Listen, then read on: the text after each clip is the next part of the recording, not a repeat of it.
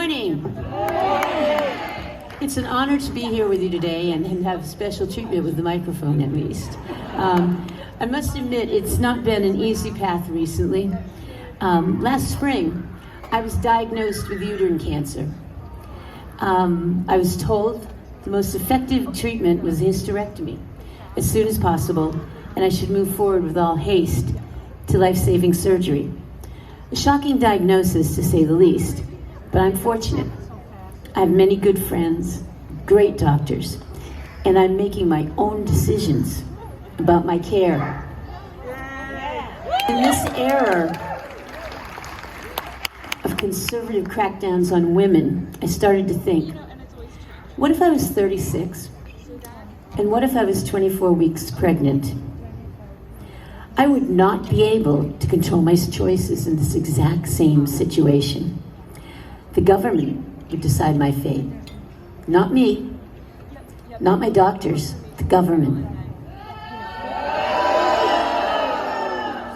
I could be facing a death sentence, and think about who's making those decisions. I see him peeking out over in the corner. Governor Chris Sununu and his Republican majority state representatives and state senators, 66% of whom are men, deciding whether I live or die. Why do they get to decide what happens to women's bodies? Why? New Hampshire's 24-week abortion ban is extreme. Extreme for several reasons. Number one, the physical and mental health of the mother.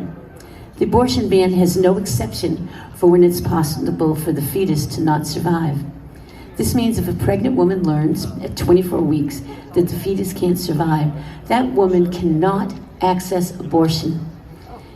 She'll be forced to carry the fetus for up to another 16 weeks and then give birth. I ask you to imagine that grief, that trauma. That's just wrong. It's just too much. Can you imagine? Knowing your baby is dead, but still having to carry it and give birth. Second, this abortion ban is extreme because it doesn't include an exception for rape or incest. Some will tell you, well, the pregnant woman should have already come to a decision before 24 weeks, and she already had made that she wants to have an abortion. Well, that's a gross misunderstanding of the deep trauma that rape and incest victims go through. Right? One of the symptoms of rape and incest is PSTDs and emotional avoidance, denying the reality and not resisting or resisting conversations about it. So how do you make a decision about what you're going to do? You can't do that. Once again, just too much, Chris Sununu. Thirdly, I'll point out examples of penalties this ban carries are stricter than the state of Florida, stricter than the state of Missouri, and stricter than the state of Louisiana. All deep southern states. Do we want to be like the deep south? No. The live free or die state that should come as an awakening called the women throughout New Hampshire about how our governor and the male-dominated GOP majority think about your ability to decide. You're just poor little women. You can't make those big decisions, can you? And number 4 is truly a spine chiller. From the political party committed to less government, we have government-imposed ultrasounds. This abortion ban requires mandatory ultrasounds, no matter how early, no matter if the pregnant woman knows exactly how many pregnant weeks she is. Mandatory ultrasounds. Mandatory, correct.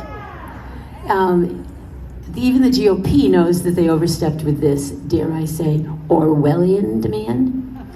There's a scramble to erase the mandate from the law. Even they know they messed up. But it's clear what the GOP mandated for women. This is what an obstetric ultrasound entails. Let's talk about it in really graphic detail, because many of them, especially of the men, haven't ever had a obstetric Ultrasound. How many out here have had an obstetric ultrasound? It's not very pleasant, is it? I had to have one for a test for cancer. And no one told me about it until I went into that little room. So here's what you do. You get to lay on a cold steel table. Then you get to put your feet in the dreaded stirrups. Then we know what happens, don't we? You take your legs and you spread them as wide apart as you can, knowing what's going to happen next. They take what they nicely call a transponder. The size of your microphone. Bigger sometimes, at least it feels bigger. And then they take it, and it's not really a transducer, it's a probe. And they shove it into your vagina. That's where they put it, the thing that men don't like to pronounce even. And then they stick it in there and they push it around over and over. Well, I had a tumor in there that was pushing against and it hurt. Imagine if you have a baby or a fetus or whatever you want to call it. It hurts. Men have nothing like it. And the reason they have to do that is because the bill says they need to know the age of the fetus. The only perfectly medical way to do that is with an obstetric ultrasound. So don't let them tell you that they can't do it that way, that they have to do it another way, but because it has to be done that way. Well, the best case scenario is that it's just extremely unpleasant. Imagine, if you will, if you're the victim of rape or incest, that bring back every memory of that horrible event. And it's usually a man that's doing it. True, quite often. And I gotta tell you, government just doesn't get more invasive than that. If you think if it's invasive to wear a mask, let me have you spread your legs and have that happen.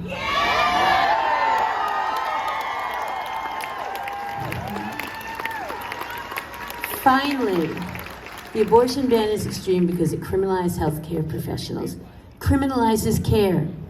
Do we not think our healthcare professionals are already under enough strain with the pandemic and COVID?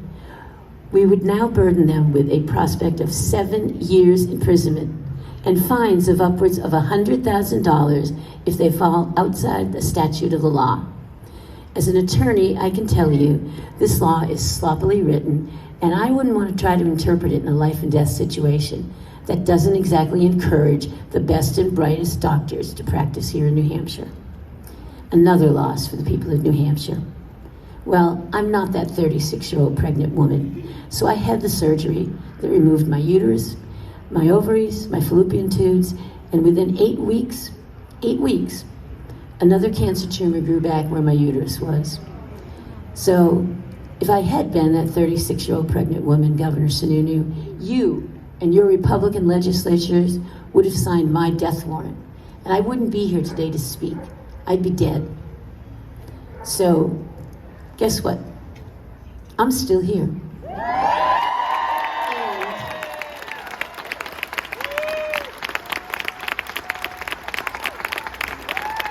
And Governor, tomorrow I'm going to have a big party and celebrate shaving my head.